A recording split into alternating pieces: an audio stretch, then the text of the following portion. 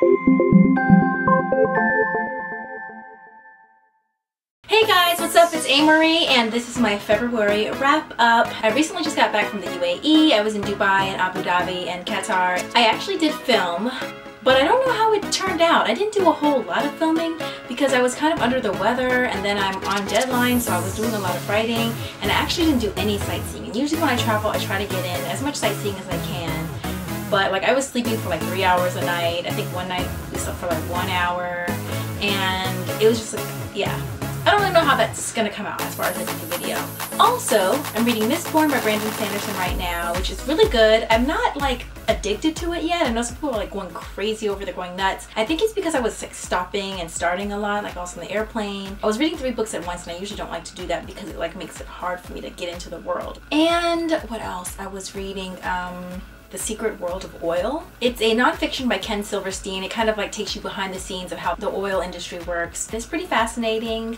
The only thing is that sometimes it can get a little bit gossipy and that whole sensationalized territory. We're affected much more by oil than just the price of gas. I mean, I think that's kind of like the tip of the iceberg. It also affects a lot of politics and how things are worked out on that global level. So, you know, it's really interesting. Again, a little sensationalized, a little gossipy, but overall it's a good read. I'm 80% finished. I didn't do a book haul this February because I only picked up, I think, 1 book.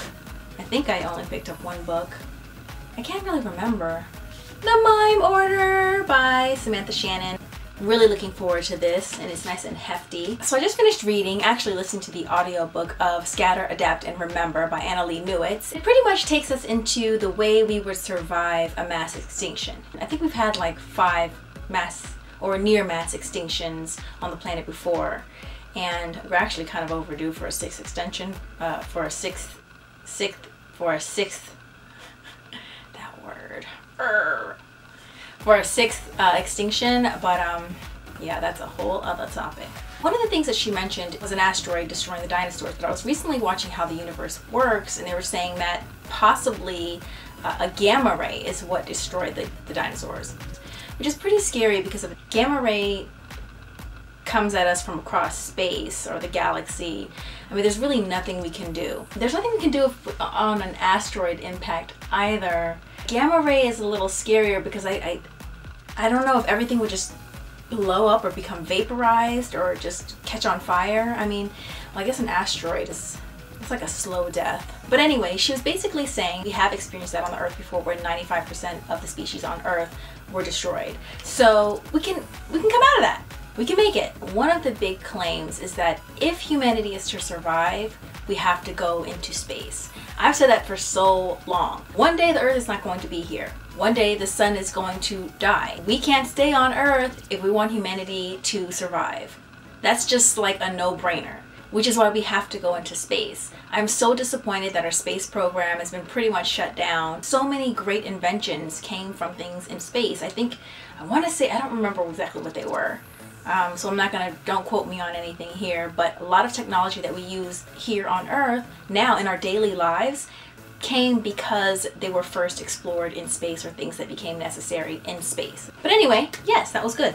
So I finally read SAGA, Volume 1. SAGA is a graphic novel by Brian K. Vaughan and Fiona Staples, and it is about 2 people who are different races. One comes from a large, super huge planet, the biggest planet in the galaxy, and the other comes from that planet's moon. And they've been at war forever, but because they can't destroy their own planet, they've kind of outsourced the war. They'll fight on other planets, and the war has spread across the galaxy. Highly recommended. Just such a cool series. I also read a short story called POLYNIA by China Miéville. His name is spelled like China, but it's not pronounced that way. I think it's China Miéville. It's a short story about icebergs that show up in the sky across the UK. So over London and I think Edinburgh. As the icebergs begin to coalesce over the cities, no one knows what they are at first. So the short story explores what would happen if this were to really be true. You know, of course they would send like helicopters up there, the news would be circling around, people would want to climb the iceberg, see what's there, etc, etc. I'll make sure I put the link down so you guys can read it if you want to. It's not a what happens if icebergs come and we have to get rid of them and solve a problem. It's kind of more like, what if icebergs were to show up? What would that look like? What would happen to the cities? How would we react? that kind of thing. So if you guys remember, I told you a book called Dark Eden by Chris Beckett. It was one of my favorite books of 2014.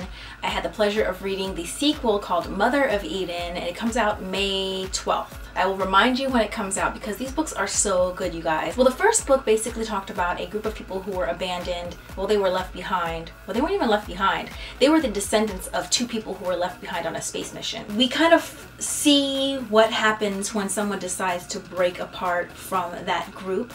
We also see how things can become mythologized. So a simple story can be passed down and become spiritual or religious. In the book Mother of Eden, book 2, we're further into the future. One of the things that I love about the book is the author, I believe, has a background in sociology, and you can totally see that in the book. I love how he really shows how, on this planet anyway, on Eden, women get relegated into certain roles, because at first you start out with a very matriarchal culture. As the groups splinter apart, there's more of a need for physical dominance, and with that need comes the rise of men. This may not necessarily reflect our own world, but on this planet, with the need of physical dominance, when they first started fighting and warring, men kind of took over, and then there was less importance on communication, getting along with the group. There was more like of an individualistic approach to everything. So in book 2, we have people scattered. They're like, we come from this lineage, we come from that lineage, this is how we do things here, this is how they do that there. And in some places they're taught that, you know, for instance, Angela Young, she's a black woman. She's one of the people stranded on the planet to begin with. She was always revered because she was like the mother of Eden. But in one particular section of this planet, they kind of figure out that she must have had a father who was the boss of her, basically, the president. They're like, well, the president of Earth must have been Angela's father because we don't listen to women, right? Like, women never tell men what to do. Yeah, okay. And if people were listening to Angela, that must mean she must have had a powerful man above her that they were really listening to. So they were just really showing deference to Angela out of respect for her father. So even though there is no mention of this president, or there's no mention of her having a father and he's the president of Earth, that must make sense because there's no way that a woman could have had that much power. I don't want to tell you guys too much. This is such a fascinating series. I read both of these books on ebook, one which is an advanced reader's copy, and the first one, Dark Eden, which was from the library. But best believe I'm getting both of these physical copies. It's just such an amazing read. So interesting, you guys. Finally, we have The Girl on the Train by Paula Hawkins. Now, this book has so much hype. It just came out in January, and people are calling it the next Gone Girl. You know how it is. People are like, oh, it's the new Gone Girl. It's the new this or the new that. I don't like to do that, but for the sake of saying that it's a fast-paced thriller that keeps you guessing, yes, it does do that. It's about a woman who rides a train every day to work, and she's kind of having some issues. I could say she's a little touched, but she fixates on this one couple that lives in this house. It's a townhome that's actually just a few doors down from the townhome she used to live in with her husband. She fixates on this couple and she's passing by all the time. And she creates names for them, personalities and everything. And one day she sees something that changes everything. And we follow what happens next. One of the interesting things about the book is that you kind of don't really like any of the characters. You feel sorry for them though, especially the main character. I mean, you go from being empathetic and having a lot of sympathy for the main character to getting a bit turned off, to being disgusted, to just being exasperated, to being angry with her, to feeling sorry for her again and feeling that empathy and that sympathy. But it's weird. The author is able to take you on that journey. I really enjoyed this book. I did kind of guess what was going to happen, I think about 2/3 of the way in, but it did not mess with my enjoyment of the book because the book is more than just about who did it. It's also about, this is my own interpretation, but I think it kind of explores how anyone can become crazy, anyone can become obsessive. We never really know someone else, how we never even really know ourselves completely. Very interesting read. It's not very long. It's actually pretty thin. I read this I think in 2 or 3 days, and I would recommend this one. So that was my February wrap up, also what I'm reading right now, and the one book I think the one book that I ended up picking up in February. I hope you guys enjoyed the video. Let me know if you end up reading any of the books that I mentioned. POLYNIA is free, so I'll make sure I include that link in the description box. Mother of Eden is not out. It's out May 12th, but the first book, Dark Eden by Beckett, is out. So if you read that, definitely let me know. I'd love to hear what you guys think about it. And oh, SAGA. Such an incredible book, you guys. Such an incredible graphic novel if you guys are into that. Even if you've never read a graphic novel, it's so interesting. I definitely recommend it. And if you're interested in a fast-paced thriller, The Girl on the Train by Paula Hawkins. Until next time, I'll see you guys later. Bye!